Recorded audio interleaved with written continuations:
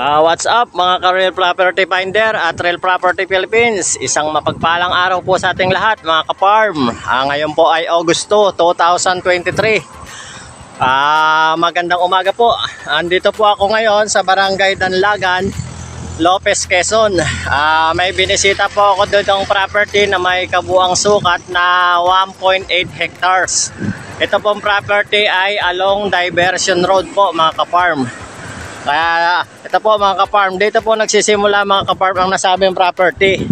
Yan po mga ka-farm. Ang property po mga ka-farm sa aking pag-o-obserba, dito po sa bungad ay may portion po na mataas. Then medyo slopey po yung gawing ibaba.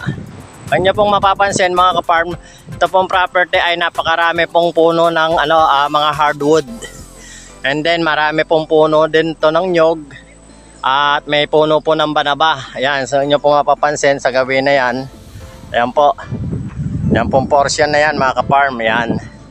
Bale, ito po, sa, po na to, sa pinakagilid po ng property, meron po dito na, na ipil-ipil. Ayan po siya. Sa akin pong tansya mga ka-farm, ito pong property ay meron pong matatagpuan na humigit kumulang pong 250 na puno ng nyog dahil medyo siksik pa po siya. And then ayun po, may mga puno po ng star apple sa gawin na yon. Bali, ito pong pinaka property mga ka-farm ay may frontage po na hindi po hihigit ng 100 meters. Ayan po mga ka-farm, kaya nyo po mapapansin, ito po mga ka-farm ang Diversion Road going po to Calawag, Quezon to Bicol area, Tagkawayan. Yan, ito pong area na to. And then ito pong portion po na to, ito po ang papunta po ng pwede rin po dito dumaan papunta po town proper po ng Lopez. Pag kumanan po kayo sa unang kanto na dadaanan nyo. And then papunta po ng Gumaka. Ayan po siya mga ka-farm. And then Manila. Ayan po. Kaya kung manggagaling po kayo ng Metro Manila, meron po kayo ditong travel time na almost 5 to 6 hours po mga ka-farm para po marating nyo po itong nasabing property. Ayan po mga ka-farm, sa akin pong tansya, ito pong property ay meron pong humigit kumulang pong 500 puno ng mahogany. And then may natatanaw po ko doon sa loob, sa area po na yan na may puno po ng rambutan. And then marami po siyang mga fruit bearing, kagaya rin po ng mangga and kawayan. Meron po siyang mga puno po ng kawayan. And take note po, meron din po palang puno ng pili sa loob. Ayan po siya, may malaking puno po ng pili. And then kung nyo po matatanaw sa gawin roon, ayan po, meron pong hardwood na malaki doon sa baba. Ayan po, oh. Ayan mga ka-farm, kung matatanaw nyo po, yung isang malaking puno na yan na hardwood. Hindi lang po namin ma-identify kung anong klase siya, pero marami po ritong puno ng mahogany. And then ang water source po pala dito mga ka-farm ay pwede pong deep well. And then meron pong municipal water supply po dito sa area. May mga tubo raw po rito na linya. Kaya wala pong kahirap-hirap sa pag po ng supply ng tubig. And then meron po rito signal dahil ito nga po ay along Diversion Road. Ayan po siya mga ka-farm. Ito pong property mga ka-farm ay ideal pong tayuan ng hotel or pa pong mga establishmento dahil along diversion nga po ito mga ka-farm. Ayan, sa gawi po na to medyo downhill po siya, pero kung inyo pong kayo po ay magtatambak, medyo lang naman po dahil pwede nyo pong gawing basement po yung pinakailalim po nung nasabing establishmento. Or pwede pong maging parking area. Farm, kung mapapansin nyo po, ayan po, nadaanan po siya ng mga truck at saka po bus. Kaya kung kayo rin po ay magko-commute coming from Manila, wala po kayong problema sa nasabing masasakyan dahil 24 hours po may biyahe po rito sa area. Kaya yun po, may mga buses po dito na dumadaan, iba't ibang po ng bus. Ayan po siya, oh. Kaya ito po ang pinakamaganda po na property na pwede pong tayuan po na mga establishmento dito sa nasabing area. Ito nga po palang nasabing property mga ka-farm ay meron pong nasa gilid po na nakabarangay road. Ayan po, kanya po mapapansin, concrete na rin po siya. Kaya dalawa po yung magiging way nyo po rito. Pwede po doon sa pinaka-diversion road. Kung nais nyo po doon magano, dito rin po sa pinaka-barangay road. Pwede rin po kayo ditong, kung ano po, magkakaroon po kayo ng pangalawang gate dito sa area. Ayan po, wala pong problema po sa pag ano po ng inyong sasakyan. Ayan po siya.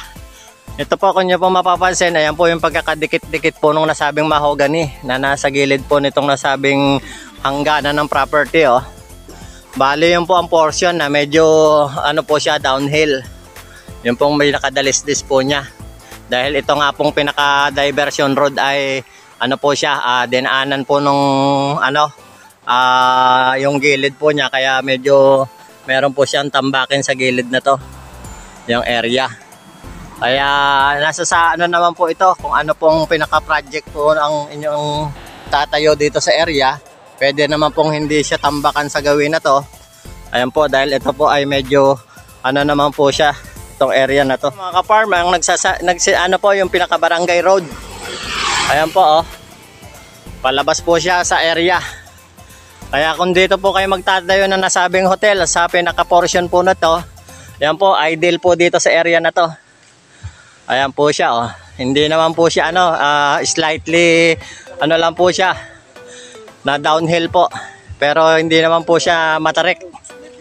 Dito po ako sa pinaka ano po nung diversion road, pinakagawing ibaba po niya.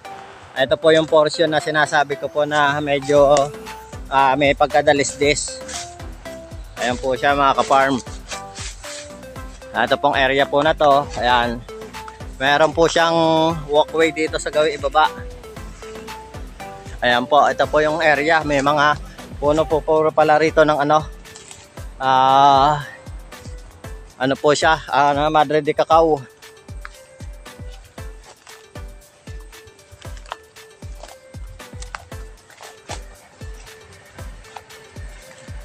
Kaya nyo pong mapapansin, malinis naman po itong nasabing property.